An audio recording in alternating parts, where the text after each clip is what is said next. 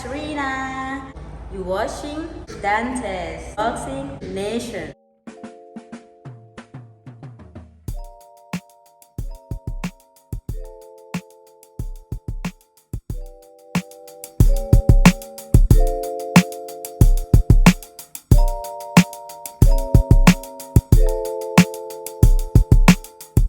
Let me ask you this then.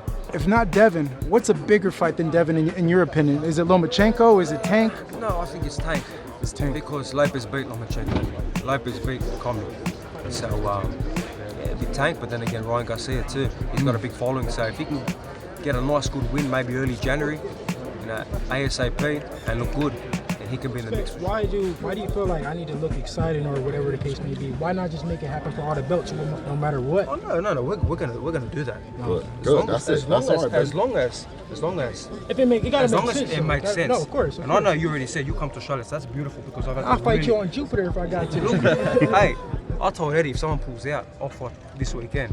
Regardless of the cut. I'll fight this weekend. But no one's Do you pulling respect out. Devin as a champion in your division? Do you respect him as a champion in your division? Yes, of course I respect him. I always have respected him, and he knows how much I've respected him, and there is a mutual respect here. But if things go right, and the dotted line obviously gets signed by both sides, Is this the things will true probably undisputed? change. Is this the true undisputed right here? Look, we're gonna get it done, and you know what? There won't be any no more dispute. games There we go. or bullshit about what it is. So Why do know you what? think Devin has been so much avoided? Why do you think he's been like one of the most avoided fighters like out there? Look, he's a talented guy. No disrespect there. That's not my business. Maybe they can't get the right fights. Look at my interviews before the fight. I wasn't saying, oh, Tio gonna thrash him or nothing like that. I said, man, Tio don't look too good to me. I don't know if Tio gonna win because I was talking to him. I knew how focused he was. I'm like, man, I don't know. I was actually gonna go bet on him. I'm fucking pissed still to this day. No, for real, I'm pissed to this day that I didn't bet, but I had to work out, so I couldn't time it right. But man, it's all good. So Devin agreed. I was a Listen, dog in that fight, and you know what? You know what I said though? I'm gonna make it back because we're gonna do it for the belts, and I'm gonna get all the money back. so if he agreed to fight you, if Devin agrees to fight you in Australia, I'm gonna make more because I got all the belts. if Devin agrees to fight you in Australia, we gonna make it make sense. if Devin agrees to fight you in Australia, is there any chance you'll turn it down at all? If he agrees to fight in Australia, Yeah. like I said, as long as it makes sense with everything else, 110%. I didn't want Jupiter, but it all started with December 4th. We gonna get past December 4th. Yes. We're gonna make it happen. Focus on George, JoJo. how you feel about We fighting? can't. Hey, we don't want to pull that Tio card. Focus on JoJo. December 4th. Super fight. It sells out the Staples Centre. You make a fortune. But as I've said in every interview, if you get Tank or you get Pacquiao, I can't argue. If you don't, I think you should consider Devin Haney, personally, because I think it's a massive fight for massive money, and if you believe you can win, yeah, but then you should take the fight. If you don't get those other fights. But I respect you for chasing. But if I do get it? Oh, I respect you, and I say 100% that was the right move for you. But if you don't, I would like you to consider Devin Haney. Okay, I will. I got Devin Haney. I think Devin Haney. I mean, you see with Nakatani, Lopez had a little bit of trouble with that right hand over the top. I think Devin's even a little bit more craftier, obviously more craftier than Nakatani. I think Devin beats Teofimo. I think Teofimo has a great fight with Tank, but I still feel Tank beats him. I feel Devin beats Tank, and I beat Tank. I beat everybody. Toughest challenge would be, I think, against Devin Haney. On all the top lightweights, he makes the less money. You have the most followers, the most everything, but you make the less money. How does that make sense? How are you the money guy? He doesn't have a belt, and he makes the less money. They want to fight you. People want to fight him. With no disrespect, I like Ryan. Me and Ryan, we got a lot of history together, and I like him. But they want to fight you because they feel like you have followers, and you are the weakest link. That's what they feel. I'm not saying that it's true. We don't know who the weakest link is. We got to see. Everybody has to fight each other. But in reality, let's be real. Like, everybody needs to stop sugarcoating it, and let's be real. People want to fight him because they feel like he's the weakest link. Everybody wants to fight him because they feel like he has followers and he's the easiest fight. Let's be real. It's like a hidden secret, but nobody's trying to say it. It's the truth. That is the truth. That is why everybody wants to fight him.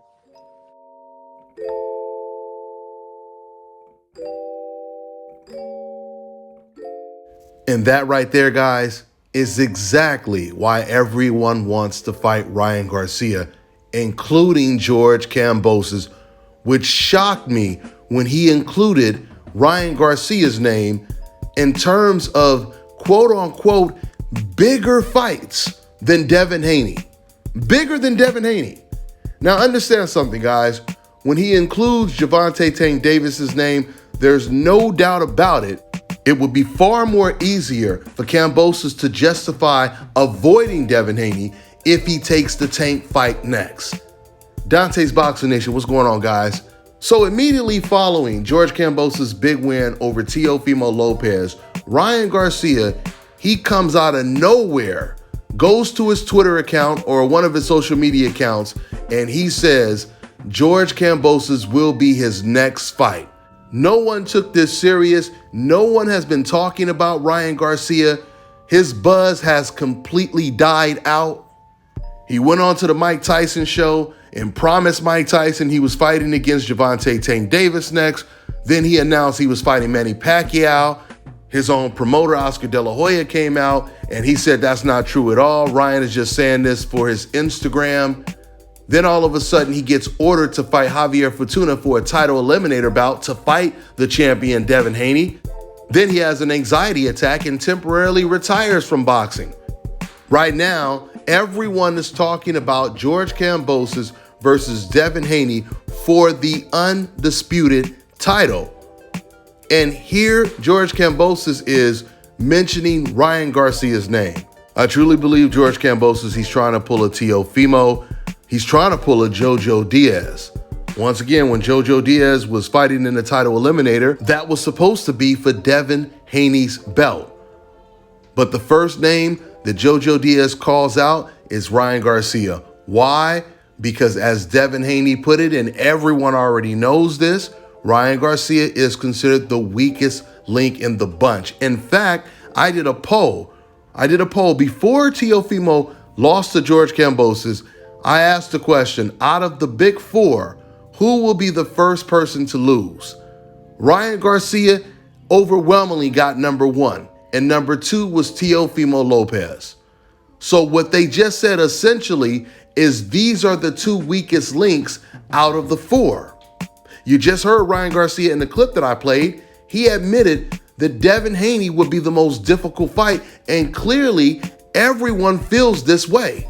Because Lomachenko, who was willing to fight Tank Davis, in fact, he had been calling out Tank Davis for quite some time, all of a sudden, when Devin Haney became his mandatory, Lomachenko gives up his belt. And it's so ironic because before Devin was his mandatory, Lomachenko, he had fought a lot of number one contenders. Fighters that a lot of people had never heard of, fighters that had nowhere near the type of buzz that a Devin Haney has. So we already know that if George Kambosos was his mandatory, even if Tank was his mandatory, there's no way he would have gave up his belt. Now, when it comes to George Kambosos, once again, guys, I've been completely duped. I've been telling you guys that George Kambosos is built different. I've been giving George all the credit in the world saying he really wants to smoke. Finally, we have the right guy who wins the fight, and he's going to actually give fans the fights they want to see. And now all of a sudden, soon as George Kambosos wins, he's doing the exact same thing that Lomachenko did. He's doing the exact same thing that Ryan Garcia did and Teofimo Lopez. Avoid the most dangerous fighter and pursue the easiest fight. And I know some of you guys are going to say, what are you talking about, Dante? He also mentioned Tank Davis's name.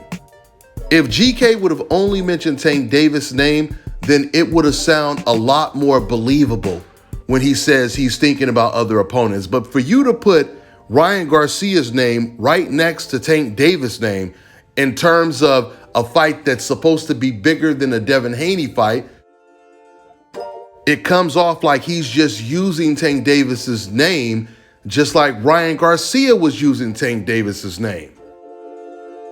It sounds like George Kambosos, he understands that if he just comes out and tells everyone, I'm fighting against Ryan Garcia next, he knows he's going to receive an enormous amount of backlash. But if he includes Tank Davis's name, then it somewhat creates a distraction for him to pull off this magic trick. While you're looking at the right hand, he's actually doing the trick with his left hand. Once again, I pray to God that I'm wrong. I mean, now don't get me wrong, it's still early. And there's a very good possibility he may be forced to take the Devin Haney fight just like JoJo Diaz was, because once again, they are going to give George Kambosos everything that he asked for. It's going to be very difficult for him to get out of this fight, but the way George is talking right now, he's trying to do everything possible to get out of this fight. Before George beat Teofimo Lopez, he was telling Devin Haney that Teo is not going to fight you, but I'm going to beat him, and then me and you are going to fight. This is exactly what George Kambosos told Devin Haney. Now, all of a sudden, a day before the fight, he says, well, if we do fight, it has to be in Australia. And we already know Devin Haney said, man, I'll fight you on Jupiter. So after Devin Haney agreed to go to Australia and fight Kambosos, then Kambosos said, man, he has to show me something. I don't want to see him moving around the ring and all that. Coincidentally, the exact way he was moving around the ring when he fought against Teofimo Lopez. After Devin Haney dominated JoJo Diaz, Kambosos was asked, how did Devin Haney perform? And George Kambosos, he had no problems with the way he performed. In fact, he was very impressed with the way that he performed. So George wanted to fight in Australia. He's going to get that. George wanted to see excitement in this fight from Devin Haney. He got that. When it comes to money, that's not going to be a problem at all. So like I said, it's going to be very, very difficult for GK to justify avoiding Devin Haney unless he really is going to take the Tank Davis fight. And just like I told you guys before, there's no doubt about it. A lot of people do feel, including Ryan Garcia, that Devin Haney is the most dangerous, even over the knockout artist, Tank Davis. It's making zero sense at all for, once again, George to include Ryan Garcia's name when he says he's looking for big fights, etc., because when it comes to Ryan Garcia, Ryan is the lowest paid out of Devin Haney and Tank Davis. Matter of fact, it's not even close. He doesn't even come close to making the type of money that a Devin or a Tank makes. So when you hear Kambosos say, oh, he has a big following, the translation is Ryan Garcia is the weakest link. He's the easiest opponent to fight or to beat out of everyone there, certainly over Devin Haney. George is not a fool. George is looking at the reach. He's looking at the way Devin Haney, he uses his jab, the way he controls distance. He's looking at everything that he's doing, and he's saying to himself, man, this is not going to be an easy fight to win. And for him to sit there and watch the fight live, that probably really made him feel this way. So yeah, there's no doubt about it. When he brings up Ryan Garcia's name, I think that's the main guy that he's trying to fight. So when it came to Devin Haney, Devin had to show you this, show you that. But we already know when it comes to Ryan Garcia, even though his buzz is dead, he's been postponing fights, not even postponing fights. He's been just pulling out of fights, taking long layoffs, but yet you're ready to fight this guy no matter how he looks in his next fight. And we all know that Ryan Garcia is not going to be ready to come back in January. Kambosos said, you know, if he comes back and gets a fight in January, he's a possible option. So George is going to try to end up doing the same thing that JoJo Diaz did. He's going to try to wait around for the safest fight, which is going to really make George Kambosos look bad. I'm telling you guys right now, old media, along with fighters like George Kambosos and Teo and Ryan, they are single-handedly destroying the sport of boxing because they refuse to give the fans the fights that they want to see. There's no way old media should be allowing this man, George Kambosos, to sit over here and mislead the public. 1 minute, in one interview, he tells people he's undisputed. And then when my guy, who I sent there, Blue Blood and a couple other reporters there, when they start asking him about the confusion when it comes to Undisputed, and when they ask him, why is it no one is listing him, or at least including his name, when it comes to the list of undisputed champions, when he's asked real questions like that, he says, look, man, I don't even care about being undisputed. I don't care about fighting for undisputed. I just want to fight the best, etc., etc. This is what he said. He said, I don't even care if some people say I'm undisputed or not. But then later on, when he's doing interviews with DAZN, he calls himself undisputed. So we know what time it is. It's a really, really bad look for George Kambosos. I did not think that he was going to behave this way, but man, oh man, These guys are making Devin Haney look like the most avoided fighter of all time. They have a lot of respect for him, and it's showing. I mean, it's not all bad yet. Once again, hopefully the pressure is just too much because clearly George does not want this fight. I keep telling you guys, when Devin is standing next to Kambosos, Devin is sitting over here saying this fight is easy to make. I'm ready to do it. Let's do it. He's ready to make the fight. And when you listen to George, it's always, oh, I don't know yet. I'm not sure yet. I don't know. I got to think. There's other opponents out there. Other opponents need to show me stuff, etc., etc. So we can clearly tell George, he understands that this is a very difficult fight and he does not have confidence in himself to take the fight. He's supposed to be this Greek warrior, etc., etc. Then you should be ready to get in that ring, win, lose, or draw. You should be able to go out on your shield if that's the case. Let's see if Devin Haney and the media can corner George Kambosos like Devin Haney cornered Jojo Diaz. That's all I got for now, guys. I'm on to the next one. It's exciting, but again, I'm not going to take away from his victory. Great win, great victory, and let's do the business side of things. Like I said, now we can talk. What did you guys tell each other when he came over and you congratulated him? Just respect, man. Mutual respect. I mean, and like I said, now we can talk, and I took the glass off so I can semi-wise properly. Now So he showed you enough. He showed you enough to as far as what you were He's still looking got for. some other lightweights they've got to show as well. Yeah. You know what I mean? So I'm not going to say he's the man straight away. But I like what I saw, and again, there is mutual respect. The business side's got to fit right, and then we can get it done in Australia. You told me that money is not important for you. right. It's everything coming together the right way. But I would imagine, even though there's a mix-up, people consider you that. But yeah. Money is going to come with this fight. But again, it's about legacy. It's about what excites me.